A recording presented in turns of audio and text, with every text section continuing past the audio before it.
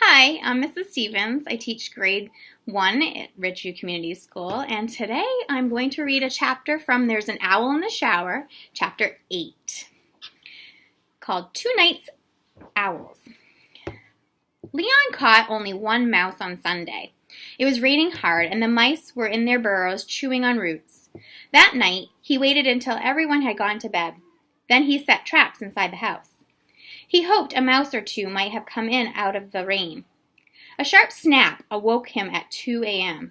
He slid out of bed and tiptoed to the kitchen. A young wood rat was in the trap under the sink. He chopped it into delicate bites, lifted Barty out of his box, and placed him on the kitchen table. The owlet sunk onto his heels and drooped his downy head. "You don't look so good," Leon said. "Come on, little fella. You can't die on me. I'm depending on you. Gotta make the nature lovers see cutters aren't all bad." Leon lifted Barty's head, opened his beak, and forced a morsel into his mouth. Barty did not swallow.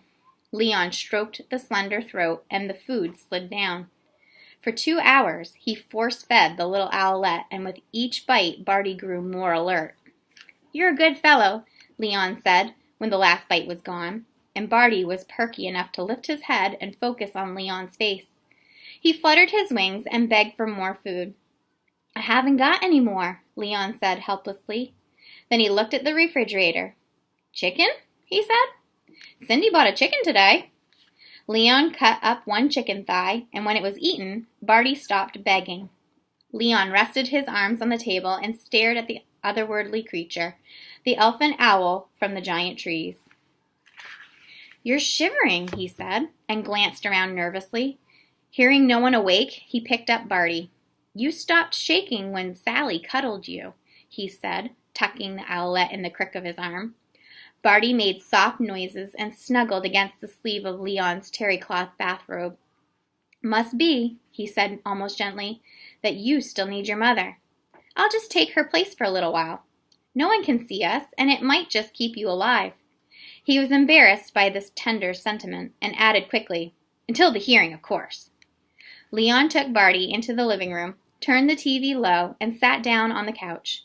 The owlet pushed himself deeper into his warm arms and stopped shivering. He closed his eyes. They were both asleep when the sun came up. Leon awoke with a start and hastily returned the owlet to his box. He did not want anyone to catch him hugging an owl, especially one whose neck he was going to wring in a few days. And he was going to.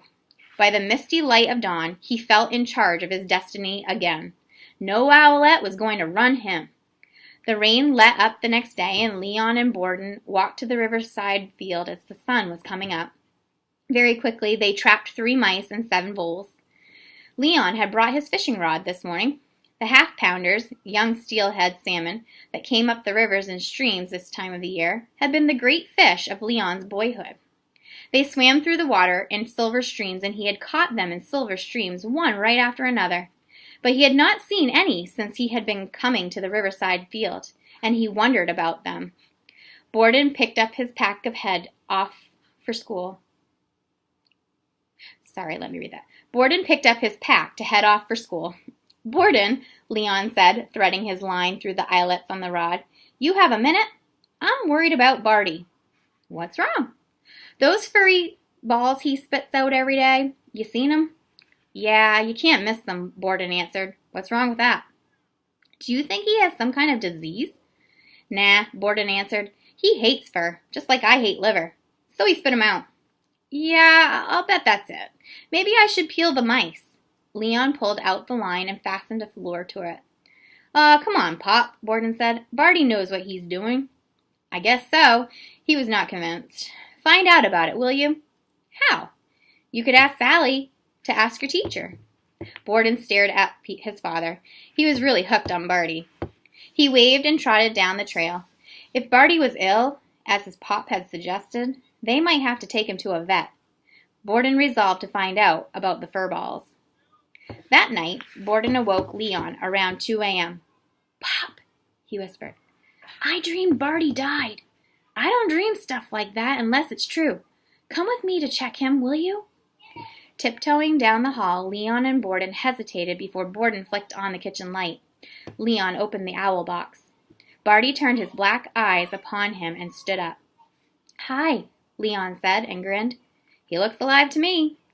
"But not healthy," said Borden, glad that his nightmare was not true. "He's shedding his baby feathers," said Leon, catching a wisp of down. Leon lifted Barty from his box, put him on the kitchen table, and sat down. His arm rested on the table. Barty stumbled over to him and weakly climbed onto it. He stared devotedly at his rumpled mother. "I'm still going to wring your neck," Leon said, and chuckled. "But right now, you have to live." Barty gazed at him as if he were waiting for something. "What does he want?" Leon asked Borden. "Maybe he's bored," Borden said. "He's a night owl, and there's nothing for him to do here at night except watch TV." "How about a little TV, Barty?" Leon said, and got to his feet. Barty walked up his arm to his shoulder. "That's what he wants," Leon said. "He wants a little action in his life." He gingerly stepped into the living room with Barty on his shoulder. He stopped at the mirror. "Hey, Borden," he said, looking at the reflection. "Barty's a show, sitting on my shoulder. I'm going to take him to court with me.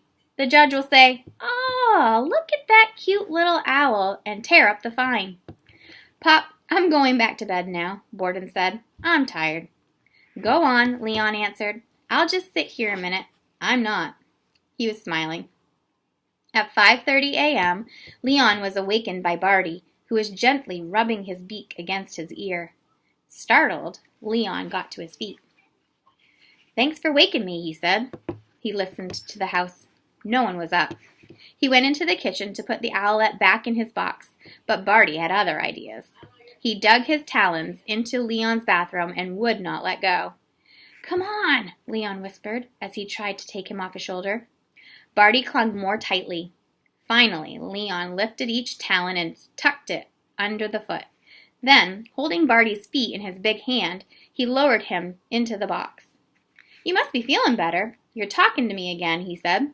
"You're telling me you need a perch. You are getting older." He scratched his beard. "I guess it's time to get you out of the nest and into the forest." The owlet gave Leon another penetrating look. This time Leon thought Barty must be memorizing his face. He stared at him so deeply. He rubbed his scraggly beard.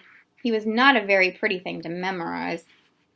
"But wait till the judge sees you looking at me like that," he said. "He will put that teacher in jail and set me free." He chuckled, covered the box, and then briefly uncovered it. "And by the way, Barty," he said, "while you're sleeping today, I'm going to the coastal forest to cut a root sprout from a redwood stump. I'm going to make you a beautiful perch. From the way you gripped my arm, you're ready for one. Maybe Borden will help me." He smiled, glad for the privacy of darkness, and then tiptoed off to bed.